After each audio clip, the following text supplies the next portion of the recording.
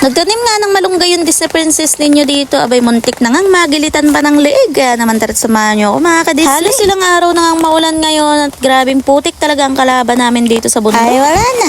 Nag-edit ako. Bigla nga naman umulan.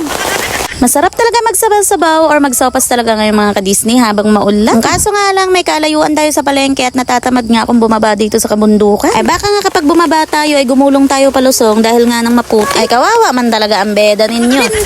Talagang ulan na to. Panay ulan nag-edit ang Disney princess. After ko nga dyan magkape or namin mag-asawa magkape, ay naisipan ko ngang itanim itong puno na malunggay. Ay kasyungahan ng Disney princess ninyo at nadulas nga at muntik talaga siya magilitan pa ng itak sa liig. Mabuti na nga lang at hindi yung talim ng itak yung dumikit sa liig na. Ala ang sakit talaga ng kamay ko dyan mga ka-Disney. Gawa nga nang naitukod ko sa kawayan. Hanggang ngayon may bukol. Tamang sumbong pa ngayon Disney princess ninyo dyan sa asawa niya. Isarili naman yung kasyungahan yan.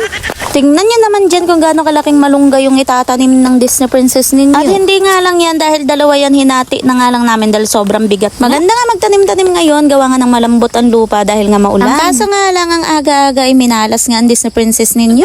Eto na nga yung itsura nila nung tapos ko na nga silang maitanim. Ay subukan nga lang talagang hindi yan dumahon na itapon ko man talaga yan. After nga namin magtanim ay dumiretso na nga ako dito sa baba sa sapa. Naubusan na kasi talaga ang Disney princess ninyo ng tibak at kailangan na talaga niyang maglaba. Maglalaba lang kasi ang Disney princess ninyo kapag walang-wala na talaga siyang masuot. After 4 days nga namin sa bundok ay dito na nga lang namin sa bahay sa baba itutuloy yung pag-i-edit ko. Halos isang linggo kasi ang panay-panay ulan at hindi talaga ako makapag-focus sa pag-i-edit. Paano ba naman kasi doon sa bundok ang ingay ng tubig ulan na humahampas sa bubong namin? At dinig na dinig talaga sa pagbo-voice over ko. Kahapon ko pa nga sana to i-edit. Ang kaso nga lang pagbaba namin galing bundok ay may nagkakantahan naman. Abay wala nga talagang bagyo-bagyo sa kanila. Bagyo ka lang. Singer yan sila. So ngayon nga lang talaga natahimik ang mundo ng planetang Jupiter. Kaya naman ngayon ko na nga lang itutuloy ang pag-edit. Sa part nga na yan ay kagigising ko nga lang dyan dahil mag-aalas 2 na nga ng hapon. Napagod kasi ako maglaba dyan and after ko lang kumain ay natulog nga agad ako. And ngayon nga umulan na naman. Abay wala na talaga matigil-tigil to. Abay mahigit isang linggo na tong bagyo na to yung ayaw lumaya sa planetang Jupiter.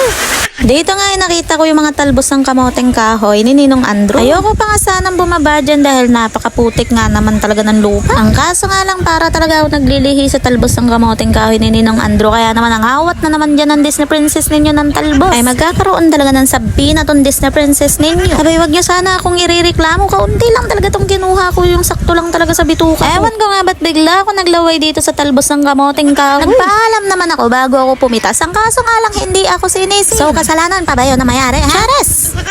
Dito nga ibinigyan ako ng aking darling ng another parang power bank siya pero papatong ko lang yung iPhone ko tapos nagcha-charge na siya. Ay wala kasi yan sa planetang Jupiter mga ka-Disney. Nagsibak na nga lang muna siya dyan ng panggatong namin dahil nga